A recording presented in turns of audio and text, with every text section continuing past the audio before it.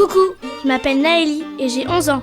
Aujourd'hui, je vous emmène à la rencontre d'un habitant de Villepot qui connaît toute l'histoire de cette petite commune, située à 15 minutes de Châteaubriand. Allez, suivez-moi. Je vous présente un monsieur passionné et passionnant, Georges Charon. Bonne balade. Parce que on a aidé dès tout petit, à 4 ans, on soignait les poules, on allait au jardin, on balayait la place, on servait la table. On n'arrêtait jamais.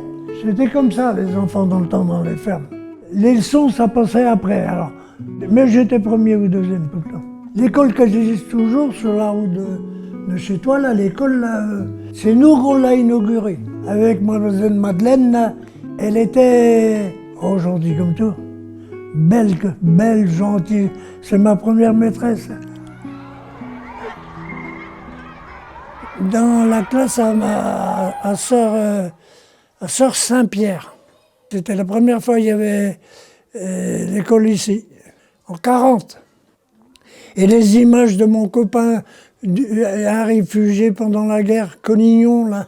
Conignon, c'était un enfant, un marchand de bestiaux du nord de la France, la frontière belge. Quand les Allemands sont rentrés en France, tout le monde est parti de la frontière. Les réfugiés du nord, ils sont arrivés là parce que leur père, il venait au marché au Bessou à Châteaubriand tous les 15 jours. Comme il savait que les Allemands allaient traverser la frontière et tout casser là-bas à la frontière belge, il avait dit à ses copains qui étaient marchands de Bessou à Villepot, vous pourriez pas me trouver une maison, j'enverrai ma femme et mes 3 enfants le temps que les Allemands y passent.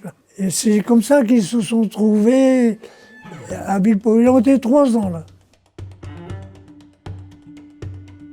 Les Allemands, ils sont arrivés par la route, là, où vous avez tourné, là, sur la route de Poncé, là.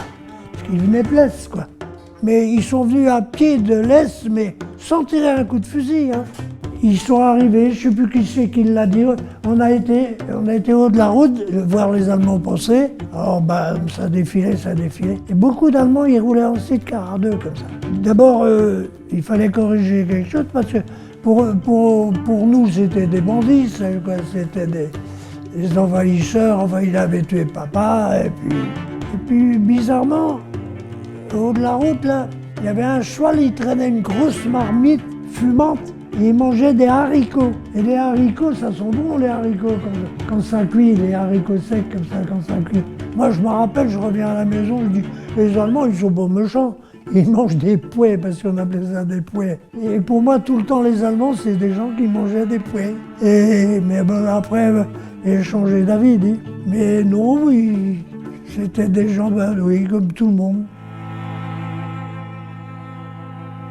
Il y avait la forêt d'Arez. Bon, les Allemands ont réquisitionné le château, un beau château là. Ils étaient 30 gradés allemands. Et il y avait un dépôt de munitions dans la forêt d'Arez.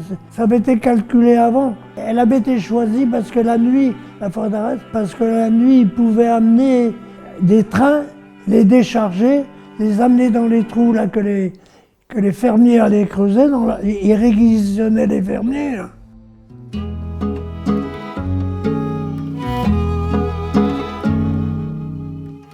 Donc c'est venu par exemple chez nous que c'était la libération. Ah ben si, les FFI, quand les Allemands sont partis, sitôt, dès le lendemain, les FFI ont pris la place dans le château. Les FFI, les Français, des jeunes, des 20 ans, pas des voyous, mais tous des lascars, à peu près tous. Quoi. Ils n'avaient pas peur, fallait pas avoir la trouille pour s'engager là-dedans. Bon, le lendemain matin, je ne sais plus qui c'est qui dit, oh là là, les Allemands sont partis. Il y a des FFI, des jeunes d'arrivée, ils sont dans la rigole, là, ils contrôlent. Puis il y avait un gars à Villepot, dans le bourg de Villepot, Jean Labique, on l'appelait. Parce qu'il faisait toujours bé, comme ça, quand il rigolait, là, il faisait bé. Alors, on l'appelait Jean Labique. Alors, je ne sais plus qui dit, il y a Jean Labique, parce qu'ils l'ont armé, les FFI, ils ont armé des gens de Villepot, puis ils guettent la route de Poncé. Alors, la voisine a dit, il y a Jean Labique qui est en train de garder la route avec un fusil. Oh, ma mère, il va tuer tout le monde, c'est pas possible.